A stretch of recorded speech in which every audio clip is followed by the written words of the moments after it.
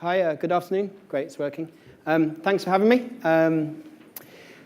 I've got about 10 minutes and there's 15 slides, so as we all know, that never works. So the idea is I'll talk to you, I'll talk about a few key things about Exmo, and then as soon as the talk's done, we're going to download them, upload it to SlideShare, slide the link on Twitter, so that way I won't make you endure me reading slides and things, because we all know that just kills presentations. So Exmo are a currency exchange. All forward and up. Perfect, okay. I guess one of the things to talk about is that, and as the last guy spoke, things are moving very fast and there's a lot of regulations coming in, which in many ways is a good way. And a lot of sites are starting to be quite proactive in terms of their KYC and their AML, know your customer and anti-money laundering. And it's something to think about, that even if you don't have to do it, it might be a smart thing to do it, because even if you haven't been compelled to do it, down the road, if you have to do it, what a nightmare it'd be to have to go back to all the people that invested in you and then have to do it. So this is an area, look, as we know, around the world, Japan, China, things are changing a lot, but there are good companies that are doing things to become as compliant and future compliant as possible. And I think this is quite a smart thing to do, because you may save yourself headaches later. So Exmo have had, this is the one I want to talk about, they've had a great year, and even, so like I'm an advisor for them, so I ask them difficult questions and I come in and say, well, what are you doing and what does that really mean and what might the audience ask me? And so they said, oh yeah, we've gone to 1 million in 2018. I'm like, but look, it's only January, you know? And they're like, no, we have gone to 1 million, and even though we're in the first month of the year. So this is the thing, and currency, crypto exchanges like this and other ones, Binance and these guys, what's happening is there's such a level of interest that there's just so much demand coming in. It's just impressive. I guess there's a mixture of people being worried they're missing the boat, but also, you know, in my writing capacity, you know, you never want to have written or backed something that turns out to be a scam. So the good thing is that the more and more criteria that comes in, the more we can try and evaluate and work out, is there value? What are you actually doing? How are you communicating what you're doing? At the same time, if you do that and do it really well, you can scale faster than you dreamed or imagined. So I guess with a lot of people I've spoken to today, I said, what does good look like? And have you actually planned for if you achieve good? And what will you do if you hit your hard cap, if you go beyond that, if you have, you know, 1 billion people wanting to use your service? Can you deal with that, and have you had plans? So I think it's as good to be aware of what to do if you don't be successful, but also to think about, how do I manage success? Because the thing is, and again, I don't know how many of you use Telegram, but Telegram is a fantastic way to check the pulse of different organizations, because there you have your most passionate advocates, and it gives you a way to dig in and see what are people saying, what are they complaining about, what are their issues and their concerns. And if you, as a founder or somebody involved in your organization, can be aware of the Telegram group, you will be able to head off things that might be problems and do problem management much faster. So I think these are just things that the more you're forewarned, you're forearmed, and you can start to deal with things and deal with your growth problems too.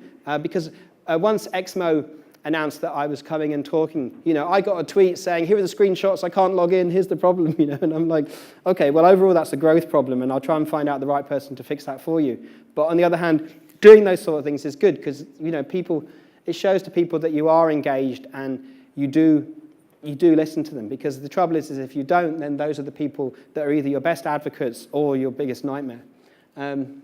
So, you know, they're growing, and because they're growing, it becomes logical to move into new areas. And the great thing with ICOs is it gives you a way to try and raise more funding to do the new things that you'd like to do. And in some ways, I mean, I guess we were talking about, the guys before were talking about why are these things happening? And we can build things so much faster now than we could before, and you don't have to go to the bank for a loan approval and deal with people who are more risk averse. This is the great thing now. If you think you've got something that can work, you can put it out there, and you can go out there, and if you've got a good idea and you have the background behind you and the proven expertise, you'll do it, you know? So I guess we know that things are growing fast. I think the regulations are a good thing, and I think at the same time, it's a tricky one, isn't it? Because if a bank loses your money, there's some degree of insurance and you'll get it back. Whereas if your wallet gets hacked, you lose it and it's gone. So therefore, there's a bit more responsibility coming onto us. But at the same time as responsibility comes onto us, it also, I've spoken to quite a few people, and I'll say, like kind of expert investors and stuff, and I'll say, well, who do you invest in and who you don't? And they say, look, I do my due diligence and I research it. And even whatever I say, don't follow what I say. Do your own due diligence, whether you're investing a small amount or a large amount. And I would equally say to that as well, try and match, is this something that I believe in, I understand, and I'm passionate about? So try and invest in things that make sense to you and you have an interest, rather than just investing in Bitcoin because you're worried that you're missing out. And Jimmy Song, who's a great Bitcoin developer, said, what's it going to be like? He said, well, maybe in 12 months' time you might be up, but if you're looking to make a profit in any time between the next week and the next 9 months, who knows where it will be? So therefore, at least try and engage with something that you understand and you know why it might do well. Because some of the ones that I work with, it has to be something that I can understand and articulate why I think there's value, rather than it's going to do times 10, times 20. I think those are the wrong reasons to get involved in things. And that's the trouble. And earlier they spoke about the media and how the media describes things. And I think the challenge with mainstream media is that things are being oversimplified. And the trouble is when you oversimplify things, we wanted to play article bingo. We wanted to say tulip, volatile, bubble, Bitcoin, and all these kind of words that you mix and plug and you see it in an FT article or a Telegraph article. And I do like reading them, but I think the trouble is that things have been oversimplified. Whereas actually you need to dig deeper, do your own research, and you'll begin to have more of a sense of what could do well because you actually engaged yourself. And in many ways that's quite liberating, and that's perhaps blockchain at a high level is the thing that it gives us the opportunity to be more engaged in what we invest in and what we choose to work with.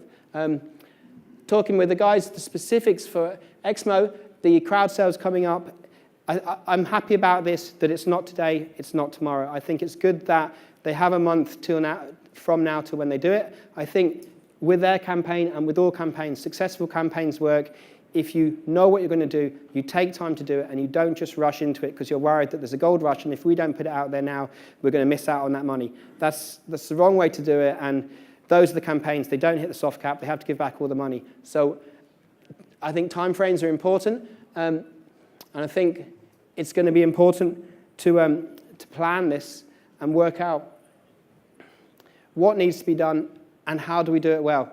And almost things like frequently asked questions are both showing people that you've thought about the problems. You may not have the answer to all the problems, but you have at least engaged with them.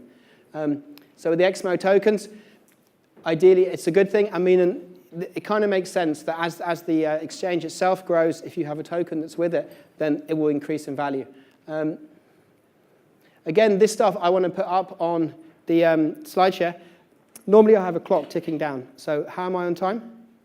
2 minutes. 2 minutes. Okay, so I guess, do you have any questions? Yes? Hi, can you hear me?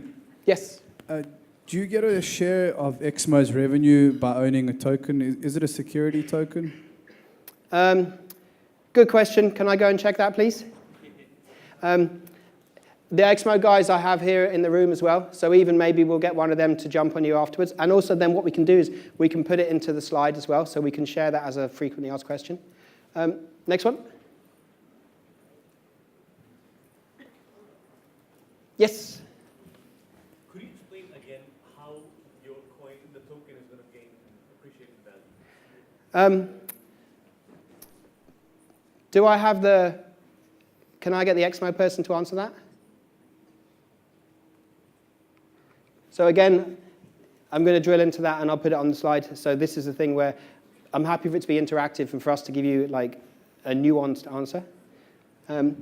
Next one.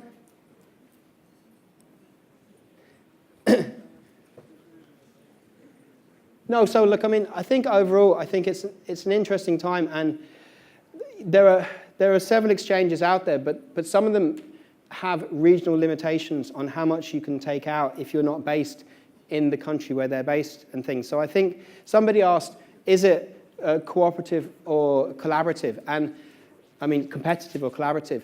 And obviously there's a degree of competition, but I think the thing is that there's enough out there and there's enough interest that different exchanges are going to serve different aspects of the market. And in many ways, I think it's a rising tide that is offering great potential to a wider range. And there's also, it's great that now we're talking at it's not just Bitcoin, there's a far wider range of options out there. And as Thomas Power was saying to me, Bitcoin is the least well-performing of all the currencies. So places like Exmo give you an idea, an opportunity to look at what else is out there and other options so that we're not just in this Bitcoin tulip, scenario. So thanks, but also you'll find my details, do message me, and I want to find out to give you proper answers to those things, then I can put them in the slides. So I see it as an ongoing conversation with 10 minutes of me sliced here, but then, we're all accessible and you'll find me. So thank you very much. Thanks a lot.